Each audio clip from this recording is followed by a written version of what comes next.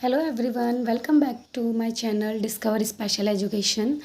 तो आज मैं आप लोगों के सामने जो डिप्लोमा सेकेंड ईयर में एक नया पेपर ऐड हुआ है जिसका नाम है एम्प्लॉयबिलिटी स्किल्स, उसी के बारे में मैं बात करूंगी। एम्प्लॉयबिलिटी स्किल्स एक नया पेपर ऐड हुआ है डिप्लोमा सेकेंड ईयर में, 13 नंबर का पेपर है।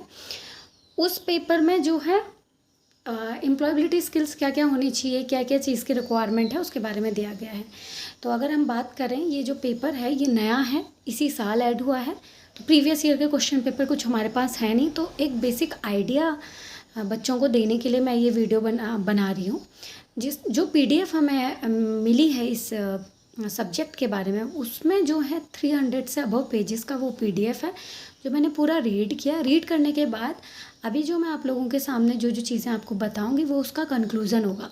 तो आपको एक आइडिया मिल जाएगा कि एग्ज़ाम पेपर आएगा कैसा।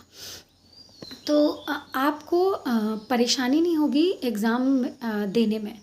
तो बहुत इजी है, सिंपल है। सब डे टू डे की जो डे टू डे हम चीज़ें करते हैं या फिर जो स्किल्स हमें रिक्वायरमेंट होती है डे टू डे के लाइफ में, इसके अलावा जो भी 21st जो अभी चल रहा है सेंचुरी में हम लोग जी रहे हैं, जो कि एक टेक्नोलॉजिकल वर्ड है, एआई अभी आ चुका है। तो इन सब चीज़ों से ही रिलेट करके ये एम्प्लॉयबिलिटी स्किल्स जो हमारा नया सब्जेक्ट है वो बना है, और ये सब चीज़ें ही उसमें हैं। तो इसमें टोटल जैसे 9 से अबव यूनिट्स उन्होंने दिए हुए हैं। तो मैं ऐसे 3-3 यूनिट करके वीडियो डालूँगी, एक आज, एक कल, एक उसके अगले दिन। 3 वीडियो में आपका पूरा कंप्लीट हो जाएगा। आपको बस ये सुनना है, समझना है। जो अच्छे से सुनोगे, समझोगे, तो इतना मैं बोल सकती हूँ कि आप लोग इस पेपर में कोई भी बच्चा फेल नहीं होगा, बच्चे पास हो जाएंगे। लेकिन उसके लिए शर्त यही है कि आपको ध्यान से सुनना, समझना पड़ेगा कि क्या क्या चीज़ें हैं।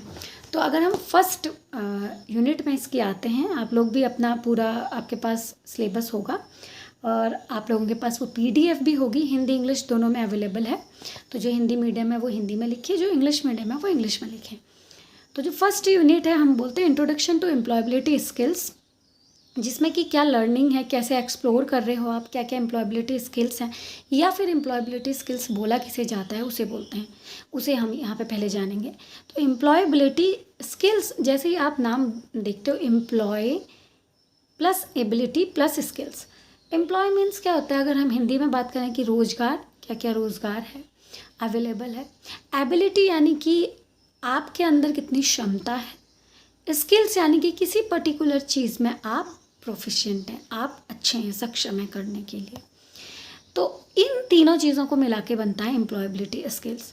एम्प्लॉयबिलिटी स्किल्स फर्दर 2 पार्ट में डिवाइड होता है। कुछ होते हैं टेक्निकल स्किल्स, कुछ होते हैं हमारे employability skills like soft skills. Technical skills में हम जैसे कुछ कोर्सेज भी अवेलेबल होते हैं। आप देखोगे टेक्निकल की अगर हम बात करते हैं, टेक्नोलॉजी तो ऑब्वियसली इसके अंदर है ही है, प्लस आप देखोगे जैसे कि स्टिचिंग करते हैं, यानी कि सिलाई हम करते हैं, कारपेंटिंग का काम होता है ना, कारपेंट्री बोलते हैं जिसे, या आईटी के कोई काम है, प्लम्बिंग का काम है, प्लम्बिंग भी बोलते हैं, ठीक है। मतलब जो हम जब ये जो नल वगैरह लगाते हैं उसमें कसने का काम करते हैं, प्लम्बर को लेके आना जैसे, तो फिर ये उसके अंदर आते हैं, इनको हम टेक्निकल स्किल करते हैं, ठीक है। अब जैसे इलेक्ट्रिशियन का कोई वर्क है, ये टेक्निकल स्किल्स में आ जाएगा। जब हम सॉफ्ट स्किल्स की बात करते हैं तो बेसिकली हम कंप्यूटर में यूज्ड किन स्पेसिफिक टूल्स, ऐप्स में काम कर रहे हैं उसके बारे में हम बात करते हैं, ठीक है। जैसे कि हमारा एम्प्लॉयबिलिटी स्किल्स में, अगर सॉफ्ट स्किल्स में अगर हम एआई को ले लें, टाइपिंग को ले लें, मेलिंग को ले लें, मेल करना। आजकल आप देखते हैं कि हमारी अभी जो मैं आपको क्लास दे रही हूँ ये ऑनलाइन क्लास है, तो वीडियो कॉन्फ्रेंसिंग है, जूम है, गूगल मीट है, ये सब हमारे सॉफ्ट स्किल्स में हम इनको इंक्लूड करते हैं, ठीक है। सेकंड आता है सेल्फ लर्नर। मीन्स होता है कि हमें सेल्फ लर्नर मतलब खुद हमने कैसे सीखना है, कैसे हम खुद एक अच्छे, खुद के लिए एक लर्नर बने, सेल्फ अपनी चीज़ें कर पाएँ। तो उसके लिए हमें कुछ चीज़ें जाननी बहुत ज़रूरी होती हैं, जैसे कि व्हाट टू लर्न, कि हमें लर्न क्या क्या करना है। जैसे कि आप अगर कुछ सीखना चाह रहे हैं तो आपको पहले पता होना चाहिए कि सीखना क्या है। हम ये मानते हैं कि सब में एबिलिटी है, माना मुझ में एबिलिटी है, बट मुझे ये भी पता होना चाहिए कि मुझे सीखना क्या है। एग्जाम्पल जैसे अगर लाइब्रेरी है, आप उसके अंदर जाने में सक्षम हैं, आप बुक्स निकालने में सक्षम हैं, आपको पढ़ना आता है, समझ आता है, बट आपको ये नहीं पता कि आपने पढ़ना क्या है, तो फिर उस लाइब्रेरी का वहाँ जाने का कोई फ़ायदा नहीं। तो वैसे ही आपको ये जानना बहुत ज़रूरी है कि सीखना क्या है, फिर सीखना क्यों है कि हम सीख क्यों रहे हैं, सीखना कैसे है कि हम कैसे सीखेंगे। ये 3 चीज़ हैं, मीन्स व्हाट, व्हाई और हाउ। क्या, कैसे और क्यों हम सीख रहे हैं, ये 3 चीज़ों पे हमें ध्यान देने की ज़रूरत है। ये यूनिट 1 की मैं आपसे बात कर रही हूँ। फिर यूनिट 1.1 में ही एक इम्पॉर्टेंट चीज़ है ग्रोथ माइंडसेट, फिक्स्ड माइंडसेट। जो ग्रोथ माइंडसेट होता है, दिमाग में बस ये चीज़ रखो, ग्रोथ माइंडसेट यानी कि जो हमेशा सक्सेस, पॉजिटिव, मैं कर सकता हूँ, मैं करूँगा, इन सब चीज़ों में ज़्यादा ध्यान देता है, उसको हम बोलते हैं ग्रोथ माइंडसेट है इसका। कुछ होते हैं फिक्स्ड माइंडसेट, मैं नहीं कर पाऊँगा, ये डिफ़िकल्ट है, फिक्स्ड माइंडसेट। हम वहाँ पे चेंज को बिल्कुल भी एक वेटेज नहीं दे रहे हैं, या एक बिल्कुल भी ऐसा नहीं सोच पा रहे हैं कि नहीं मैं कर सकता हूँ या मैं कर लूँगा। तो पॉसिबिलिटी है, अगर आप ये सोचते हो कि मैं कर सकता हूँ, तो पॉसिबिलिटी है आप नहीं भी अगर कर पाएँ फिर भी 20% करेंगे, 30% करेंगे, 40%। लेकिन अगर आप फिक्स्ड माइंडसेट बना लेते हैं मैं नहीं कर पाऊँगा, तो फिर वहाँ पॉसिबिलिटी ख़त्म हो जाती है। ये हमें ध्यान में रखना बहुत ज़रूरी है। तो हमें भी अगर अगर हम टीचर की बात करें तो एज ए टीचर हमारा माइंडसेट ग्रोथ माइंडसेट होना चाहिए।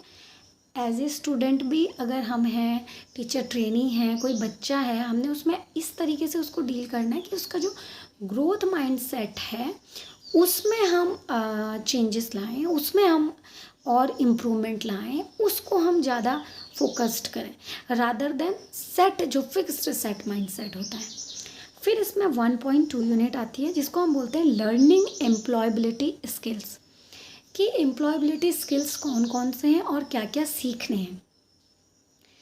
तो हम बात करते हैं ई लर्निंग की। ई लर्निंग मीन्स होता है इलेक्ट्रॉनिक लर्निंग।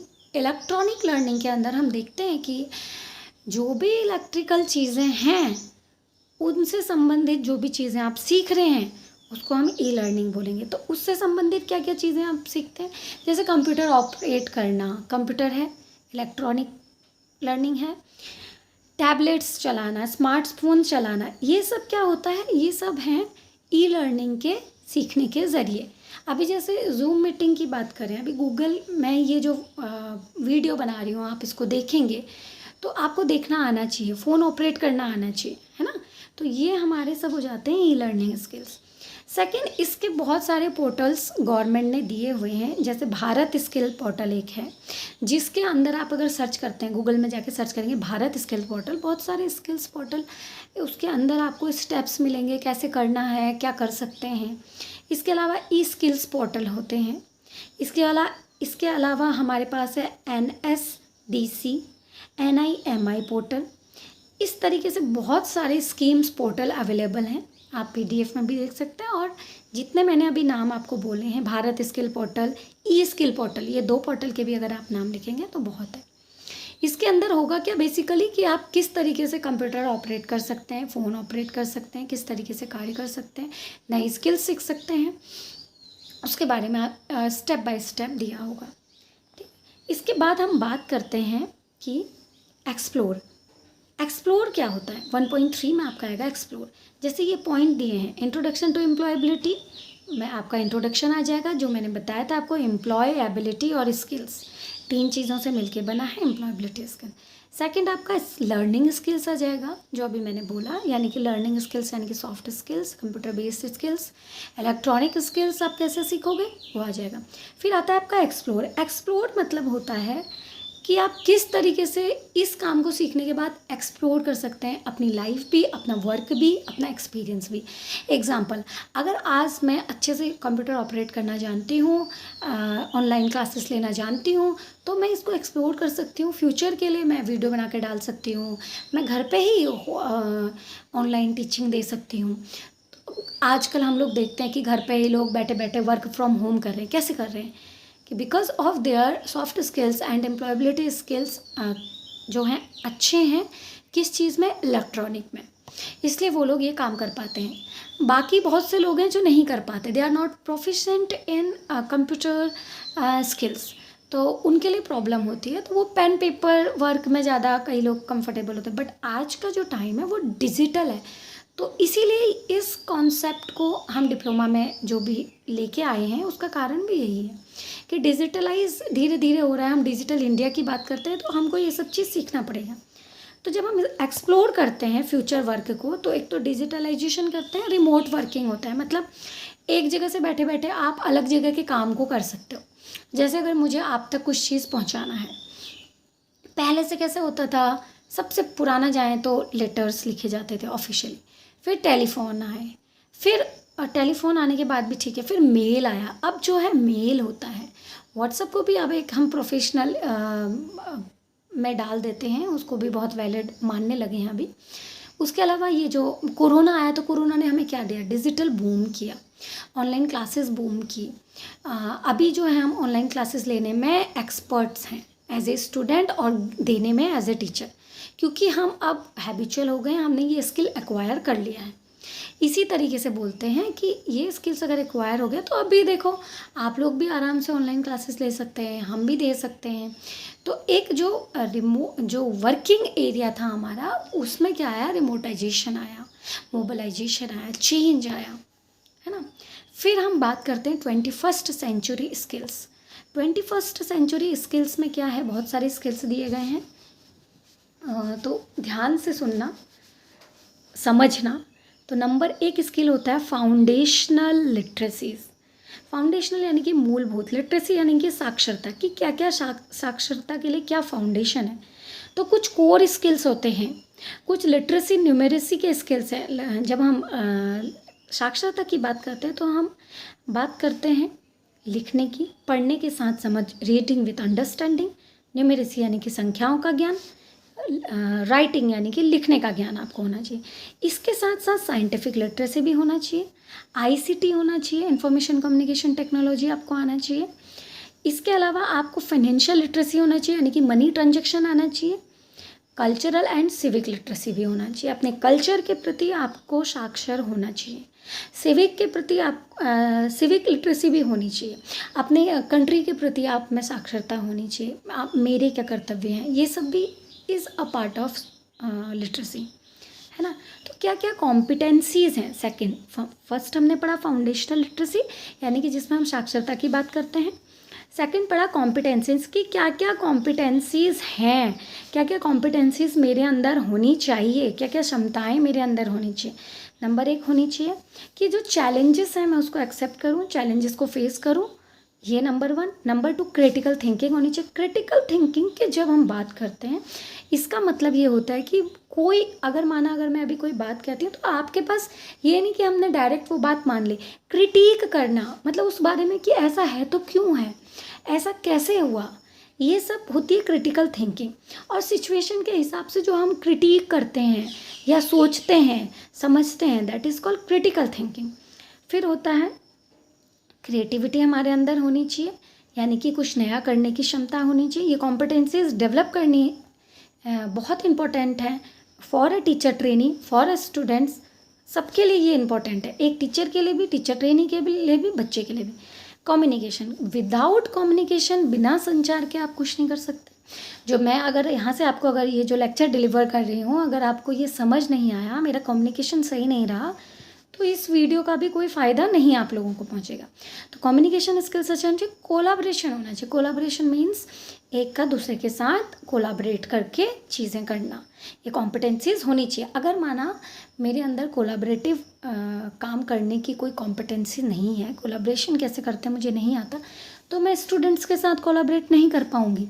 स्टूडेंट को अगर नहीं आता है, स्टूडेंट अपने साथी के साथ यानी कि अपने दोस्त के साथ कोलाबरेट करके कोई चीज़ नहीं सीख पाएगा, जो कि बहुत हार्मफुल है। क्यों? क्योंकि एट द एंड हम सोसाइटी में काम करते हैं, हमें कोलाबरेट होके ही काम करना पड़ता है। आप अगर किसी ऑर्गेनाइजेशन में जा रहे हैं, टीचर बन गए आप, कोई बच्चे ऐसे होते हैं जो चलो किसी कंपनीज़ में ज्वाइन कर रहे हैं, तो क्या वहाँ सिर्फ अकेले तो हम काम नहीं करेंगे, लोगों के साथ काम करेंगे। तो ये बहुत ज़रूरी हो जाता है कि लोगों के साथ कोलाबरेट करके किस तरीके से काम करना है, ठीक है। नंबर 3 आता है कैरेक्टर क्वालिटीज़। कुछ कैरेक्टर क्वालिटीज़ होनी चाहिए जो कि बहुत ज़रूरी होती हैं। जैसे कि हम बात करते हैं नंबर 1 जैसे एनवायरनमेंट चेंज होता है उसके हिसाब से भी हमारे अंदर क्वालिटी होनी चाहिए एक्सेप्टेंस की, है ना, अपने आप में चेंज लाने की, ठीक है। कुछ सोशल एंड कल्चरल अवेयरनेस की हमारे अंदर क्वालिटी होनी चाहिए। उसके अलावा क्यूरोसिटी होनी चाहिए, यानी कि हमारे अंदर ऐसा होना चाहिए कि जिज्ञासु हमें होना चाहिए कि ये चीज़ क्या है, कैसे होगी। जब जिज्ञासा होती है तो हम चीज़ें करते हैं। फिर एक लगातार काम करने का जो हमें होना चाहिए, धैर्य होना चाहिए, लगातार काम करने का पेशेंस डेवलप होना चाहिए, अडेप्टेबिलिटी होनी चाहिए चीज़ों को अडेप्ट करने के लिए, लीडरशिप क्वालिटी हमारे अंदर होनी चाहिए। अगर ये क्वालिटीज़ हमारे अंदर होती हैं तो हम सही तरीके से चीज़ें कर सकते हैं। अब माना इसमें अगर हम कहें क्वेश्चंस क्या आ सकता है, मीन्स एग्ज़ाम में अगर माना लॉन्ग क्वेश्चन आया कि 21st सेंचुरी स्किल्स क्या क्या हैं, अगर माना ये क्वेश्चन आ गया, या कैसे हम 21st सेंचुरीज़ के स्किल्स में काम कर सकते हैं, तो आपको पता होना चाहिए 21st सेंचुरीज़ के skills number 1 foundational literacy, number 2 क्या क्या कॉम्पिटेंसीज होनी चाहिए, नंबर 3 कैरेक्टर क्वालिटीज़ क्या होनी चाहिए, नंबर 4 आप बोल सकते हैं टेक्नोलॉजी का इस्तेमाल हम कैसे कर सकते हैं, that is also 21st century skills, ठीक है। अब फर्स्ट में एम्प्लॉयबिलिटी स्किल्स क्या है आ जाएगा, तो आप उसको 2 पार्ट में डिवाइड कर देना, टेक्निकल स्किल्स, सॉफ्ट स्किल्स, ठीक है। 2 चीज़ हो गया। अब कुछ पोर्टल्स के अगर नाम आ गए तो आप लिख देना भारत स्किल्स पोर्टल, ई स्किल्स पोर्टल। माना शॉर्ट नोट्स में आ गया कि ग्रोथ माइंडसेट क्या होता है, व्हाट इज़ ग्रोथ माइंडसेट, तो आपको पता होना चाहिए ग्रोथ माइंडसेट वो माइंडसेट होता है जिसमें पॉसिबिलिटी होती है कि मैं कर सकूँगा और मैं करूँगा, मैं कर पाऊँगा, मैं इसको शुरू करता हूँ। इस तरीके का हम जब माइंडसेट रखते हैं, एक पॉजिटिव माइंडसेट, एक सकारात्मक सोच लेते हुए चलते हैं, that is called growth mindset, because वहाँ पे पॉसिबिलिटी बढ़ जाती हैं चीज़ों को सही तरीके से करने की और चीज़ों के सही तरीके से होने की। फिर आता है आपका यूनिट 2। यूनिट 2 में अगर हम बात करें तो कुछ कॉन्स्टिट्यूशनल वैल्यूज़ के बारे में इसमें बात की है। अब आपको पता होना चाहिए हमारा संविधान क्या है, किसने लिखा, ऑब्वियसली आप लोगों को पता होगा डॉक्टर भीमराव अम्बेडकर जी ने हमारा संविधान लिखा है। तो कॉन्स्टिट्यूशनल वैल्यूज़ क्या होती हैं कि कॉन्स्टिट्यूशन में जो लिखा गया है उनको समझना, उनको फॉलो भी करना, ठीक है ना। अब हमें अगर यही नहीं पता हमारे कॉन्स्टिट्यूशन में है क्या, तो हमें इसका मतलब अपने राइट्स नहीं पता होंगे तो बहुत सी चीज़ों में हम पीछे रह जाएंगे, और हमें अपनी ड्यूटीज़ नहीं पता होंगी, रिस्पॉन्सिबिलिटी नहीं पता होंगी, है ना, कि हमें अपने कंट्री के लिए कैसे कंट्रीब्यूट करना है, खुद के लिए कैसे कंट्रीब्यूट करना है, हम एक सोसाइटी के लिए कैसे कंट्रीब्यूट कर सकते हैं। तो हम देखते हैं कॉन्स्टिट्यूशनल वैल्यूज़ में जो फर्स्ट पेज होता है प्रीएम्बल, उसमें किस चीज़ की बात की गई है, ये आप दिमाग में रखो। क्वेश्चन आ सकता है कि कॉन्स्टिट्यूशनल वैल्यूज़ क्या हैं। तो नंबर 1 जस्टिस, जब हम जस्टिस की बात करते हैं, लिबर्टी, इक्वालिटी, फ्रेटर्निटी, ठीक है। ये 4 चीज़ों की हम मेजरली बात करते हैं कि कैसे न्याय देना है, कैसे अपनी सोच को हम रख सकते हैं, कैसे सब समान है, ठीक है, इन सब चीज़ों को। फिर आता है इसमें कुछ गाइडिंग प्रिंसिपल दिए हैं कि कैसे हम, गाइडिंग प्रिंसिपल मतलब कैसे हम रह सकते हैं, या हमारे कॉन्स्टिट्यूशन में क्या क्या चीज़ें दी गई हैं, जैसे एक सेक्युलर है ना, डेमोक्रेटिक है, मतलब कि डेमोक्रेटिक मतलब होता है कि हम अपनी बात रख सकते हैं, हम अगर कुछ कहना चाहें कह सकते हैं। इंडिया में ऐसा नहीं है, अगर आप गवर्नमेंट के विरोध में हैं तो आप बोल सकते हैं कि मुझे ये बात पसंद नहीं आई, पर कुछ कंट्रीज़ ऐसी होती हैं जहाँ अगर डेमोक्रेटिक नहीं होता है तो आप कुछ बोल नहीं सकते, आपको पनिशमेंट है, सज़ा है, क्योंकि वो उनके कॉन्स्टिट्यूशन में। बट हमारे कॉन्स्टिट्यूशन में ये नहीं है, बोलने की हमें आज़ादी है, हाँ, रिपब्लिक हैं, सेक्युलर हैं, सोशलिस्ट हैं, है ना। तो ये सब चीज़ें हैं, ये गाइडिंग प्रिंसिपल हैं हमारे कॉन्स्टिट्यूशन यानी कि संविधान के। फिर हम बोलते हैं right and duties of an Indian citizen, कि इंडियन सिटीजन्स की क्या क्या राइट्स हैं, क्या ड्यूटी हैं। देखिए हमारा राइट है, राइट टू फ्रीडम, आपने पढ़ा होगा, राइट टू इक्वालिटी, है ना, right to take our own decision, बहुत सारे राइट्स हैं हमारे, 6 राइट्स हैं बेसिकली, 6 से मुझे अभी एकदम से दिमाग में आ नहीं रहा है। जैसे फ्रीडम है, इक्वालिटी है ना, ये सब हमारे राइट्स हैं। इसके अलावा हमें अगर कोई धर्म में जाना है उसका हमारे पास राइट है, बोलने का अधिकार है हमारे पास, है ना। एजुकेशन, राइट टू एजुकेशन है, राइट टू लीव है, जीने का अधिकार है, एजुकेशन लेने का अधिकार है, ये सब हमारे अधिकार हैं। अधिकारों में ये हमसे कोई छीन नहीं सकता, बेसिकली हम ऐसे बोलते हैं। तो इसमें सिर्फ आपका राइट आ जाएगा। 2.2 में है आपका कि कैसे प्रोटेक्टिंग आवर एनवायरनमेंट, हम अपने एनवायरनमेंट को कैसे प्रोटेक्ट करें। तो एनवायरनमेंट को प्रोटेक्ट करने के लिए आपको पता है क्या कर सकते हैं हम। एनवायरनमेंट मतलब पर्यावरण, पर्यावरण मतलब हमारे आसपास का वातावरण। तो जो भी हमारे आसपास का वातावरण है, जो भी हमारा एनवायरनमेंट है, उसको हम कैसे प्रोटेक्ट करें। तो आपको पता होना चाहिए आसपास क्या है। आसपास हम, एक तो हम खुद हैं, हमारे आसपास लोग हैं, जानवर हैं, पेड़ पौधे हैं, ज़मीन है, ये सब हमारे आसपास का वातावरण है। तो इन सब को हमको, प्रकृति, नेचर को हमें संजो के रखना है। हमें बिल्कुल भी ऐसे काम नहीं करने, या हम कर रहे हैं तो उनको बहुत कम करना है, ताकि हम अपनी प्रकृति को प्रोटेक्ट कर पाएँ। तो जैसे पॉल्यूशन हम कम करें, पॉलीथीन का इस्तेमाल कम करें, पॉलीथीन इधर उधर ना फेंकें, सही जगह पे फेंकें, है ना, सही डिस्ट्रॉय करें, चीज़ों को रिसाइकल में डालें, ताकि हम अपनी प्रकृति को सेव कर पाएँ। ठीक है, इतना हमारा 2.2 का यूनिट 2 का सब कुछ इसके अंदर आ गया। अब यूनिट 3 की बात करेंगे, जिसमें हमें 21st सेंचुरी के एम्प्लॉयबिलिटी स्किल्स की बात की गई है। इसमें भी बहुत सारे स्किल्स हम इसमें, अभी जैसे हम 21st सेंचुरी के एम्प्लॉयबिलिटी स्किल्स की बात करते हैं, अभी जो मैंने पिछला डिस्कस किया उसी के साथ ये हर यूनिट में, मतलब जैसे 1.1 में मिलेगा, 2 में भी मिलेगा, 3 में भी मिलेगा, 5 में भी मिलेगा, कि 21st सेंचुरी मतलब हर यूनिट से रिलेटेड क्या है। अब हमने यहाँ से रिलेटेड पढ़ा, जब हम अभी पढ़ते हैं क्रिएटिविटी है, ये होनी चाहिए, वो होनी चाहिए, तो उस क्रिएटिविटी से जब हम दिमाग समझते हैं तो दिमाग का खेल है। दिमाग यानी कि बुद्धि, बुद्धि यानी कि हमारी मल्टीपल इंटेलिजेंस की यहाँ पे बात की गई है। जब हम 21st सेंचुरी की बात करते हैं कि क्या स्किल्स होने चाहिए, तो हम अभी जो है हार्वर्ड गार्डनर की जो थ्योरी है मल्टीपल इंटेलिजेंस, उसकी बात करते हैं कि हमारे पास जो इंटेलिजेंस एक प्रकार की नहीं होती, अलग अलग प्रकार की होती हैं। जैसे कि हम बात करते हैं, कोई बोलने में बहुत अच्छा होता है, इंट्रापर्सनल स्किल्स अच्छे होते हैं खुद से बात करने के, इंटरपर्सनल दूसरे से बात करने के। तो जिनमें दूसरे से बात करने के स्किल्स अच्छे हैं, वो अच्छे वक्ता, अच्छे टीचर, अच्छे राजनेता, ये सब बन सकते हैं। इंट्रापर्सनल जो खुद से बात करते हैं, जैसे कवि हैं, है ना, खुद की सोच में डूबे रहना, ये सब इंट्रापर्सनल स्किल्स वाले। नेचरलिस्टिक स्किल्स होते हैं किसी में इंटेलिजेंस के, वो नेचर के साथ ज़्यादा जुड़े होते हैं। म्यूज़िकल इंटेलिजेंस होती है तो म्यूज़िक के साथ। काइनेस्थेटिक यानी कि बॉडी से जुड़े, जैसे खेल संबंधी, डांस वगैरह में डांसर अच्छे। ठीक है, म्यूज़िकल इंटेलिजेंस जिसमें है वो अच्छा गाएगा। मैथमेटिकल इंटेलिजेंस जिसमें है नंबर की इंटेलिजेंस, वो मैथ्स में अच्छा होगा। तो इस प्रकार की हमारी इंटेलिजेंस मल्टीपल इंटेलिजेंस में काम करता है। तो ये सारी जो इंटेलिजेंस है based on ability and interest, क्या क्या एबिलिटी है, क्या क्या इंटरेस्ट है, उस पर बेस्ड है। ठीक है, और इसमें स्पेशली भी बात की गई है क्रिटिकल थिंकिंग की और डिसीजन मेकिंग की। क्रिटिकल थिंकिंग यानी कि आप किस तरीके से क्रिटिक करते हैं, चीज़ों को एनालाइज करना जानते हैं, यानी कि आप सोचने समझने की शक्ति रखते हैं कि कैसे, क्या, कब, क्यों, इन सब चीज़ों का जब आप क्वेश्चनिंग करना चालू करते हैं, तो it means you are able to think critically and you have the ability to think critically. So critically you can question to someone who is saying something to you. Decision making is a very important skills that आपके अंदर अगर decision making है तो आप अपने decision सही तरीके से ले सकते हैं। क्रिटिकल थिंकिंग अगर आपके अंदर आ जाती है तो वहीं से कई हद तक आप डिसीजन मेकिंग पावर भी आपके अंदर आने लगती है। जैसे कि अगर आप क्रिटिक ही नहीं कर पाए तो आपको पता कैसे चलेगा सही क्या है, गलत क्या है।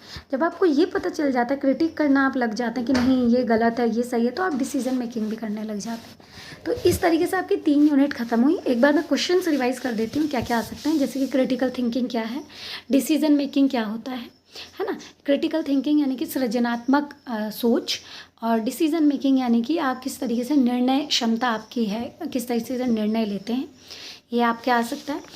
इंटेलिजेंस पे based on skills based on intelligence आएगा, तो आप दिमाग में रखें स्किल्स। जैसे म्यूजिकल एक स्किल है, म्यूज़िक एक इंटेलिजेंस ऑल्सो है। मैथमेटिकल स्किल्स एक होता है, मैथमेटिकल में भी आपके पास इंटेलिजेंस होती है। बोलने का स्किल्स होता है, तो बोलने की भी इंट्रापर्सनल और इंटरपर्सनल कम्युनिकेशन स्किल्स होते हैं। ठीक है, तो ये स्किल्स से जुड़ा हो जाएगा, ये क्वेश्चन आ सकता है। इन्वायरमेंट क्या है, क्वेश्चन आ सकता है। आप इन्वायरमेंट को कैसे प्रोटेक्ट करेंगे, क्वेश्चन से। तो आप नॉर्मल लिख सकते हैं, पॉलीथीन का प्रयोग कम करेंगे, पेड़ कम काटेंगे, पेड़ लगाएंगे, अपने आसपास का वातावरण स्वच्छ रखेंगे, है ना, इधर उधर कूड़ा कचरा नहीं फेंकेंगे, डिग्रेडेबल नॉन डिग्रेडेबल कूड़े कचरे को अलग अलग करेंगे। इस तरीके से हम एनवायरनमेंट में चेंजेस ला सकते हैं। ठीक है, अब व्हीकल का प्रयोग, जैसे आप थोड़ा सा दूर जा रहे हैं तो कोई भी व्हीकल प्रयोग नहीं करेंगे, पैदल चल के जाएंगे, या कई बार आप हफ्ते में या जैसे माना हर दिन अपना व्हीकल ले जाते हैं, तो एक दिन मैं कंट्रीब्यूट करना चाहूँगा तो मैं अपने जो हमारे जो पब्लिक जो ट्रांसपोर्ट होता है उसका यूज़ करूँगा। इस तरीके से हम प्रोटेक्ट कर सकते हैं, ठीक है। इसके अलावा रिसाइकल कर सकते हो आप इस तरीके से प्रोडक्ट। फिर आ सकता है कि आपके क्या राइट्स क्या ड्यूटीज़ हैं। तो हमारे राइट्स क्या क्या हैं, कितने राइट्स हैं, जैसे कि जीने का अधिकार है, पढ़ने का अधिकार है, फ्रीडम हमारा एक राइट है, हाँ ठीक है ना, अपनी बात कहने का एक राइट है, ठीक है, एक समानता का अधिकार हमें है, शिक्षा का अधिकार हमें है। तो ये सब अधिकार हमारे हैं अधिकार, ठीक है। कॉन्स्टिट्यूशंस वैल्यू क्या है प्रीएम्बल में जो है, तो आप लिखोगे जस्टिस, लिबर्टी, है ना, इक्वालिटी, फ्रेटर्निटी, ये आप लिख लोगे। इसके अलावा अगर आएगा कुछ कैरेक्टर एबिलिटीज़ क्या होती है, तो आप ऐसा सोचो कैरेक्टर यानी कि हम में क्या होना चाहिए जो एक अच्छे टीचर के लिए अच्छा है, या एक अच्छे टीचर ट्रेनिंग के लिए होना चाहिए, या एज ए स्टूडेंट भी हमें क्या होना चाहिए।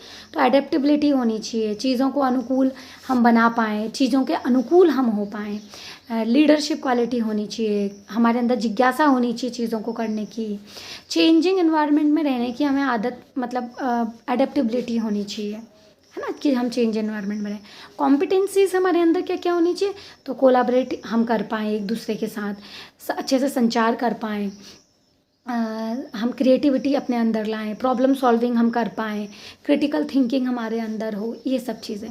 और फाउंडेशनल लिटरेसी क्या होती है कि आपकी जो मूलभूत साक्षरता है, समझ के साथ पढ़ना लिखना, संख्याओं का ज्ञान, और फाइनेंशियल लिटरेसी यानी कि जो पैसा रुपया उससे संबंधित जो भी स्किल्स हैं हमारी डे टू डे लाइफ में, जैसे हम कोई 100 रुपये का सामान लेने गए, उसमें इतने रुपए का सामान आया, इतना बचा, ये सब स्किल्स हमारे अंदर आनी चाहिए। इसके अलावा कल्चर को लेके हमारे अंदर लिटरेसी होनी चाहिए, अपने कल्चर के लेके, साइंटिफिक लिटरेसी होनी चाहिए, टेक्नोलॉजी को लेके लिटरेसी होनी चाहिए, डिजिटल लिटरेसी होनी चाहिए, है ना, ये आप लिख सकते हैं। डिजिटलाइजेशन क्या है अगर आ गया तो आप डिजिटलाइजेशन लिखिए। आजकल डिजिटलाइजेशन कितना बढ़ गया है, कैसे स्मार्ट बोर्ड होने लगे हैं, स्मार्ट बोर्ड के अलावा स्मार्ट क्लासेस होने लगी हैं। उसके अलावा आप देखते हैं कि हम लैपटॉप से पढ़ रहे हैं, ऑनलाइन पढ़ रहे हैं, छोटे छोटे ऑनलाइन कोर्सेज हैं। This is called digitalization. कैसे डिजिटली हम पूरी दुनिया के साथ कम्युनिकेट कर सकते हैं। जैसे अभी आप यहाँ बैठे हो, माना एग्जाम्पल लेते हैं, मुझे फ्रेंच सीखनी है, स्पेनिश सीखनी है, तो मैं ऐसा तो है नहीं कि अब फ्रेंच जाऊंगी या सीखने स्पेन जाऊंगी, नहीं, लेकिन ऐसा भी नहीं है कि मुझे अपनी घर से कहीं और जाने की अभी ज़रूरत है। क्यों? क्योंकि डिजिटल होने की वजह से now we are able to and we are proficient in digital learning and also to operate digital like smartphone, computers, हम इनको ऑपरेट करने में वी आर कैपेबल। तो हम ऑनलाइन क्लासेस ले सकते हैं, ये फैसिलिटी अवेलेबल है हमारे पास, ऑनलाइन क्लास देख सकते हैं, यूट्यूब चला सकते हैं।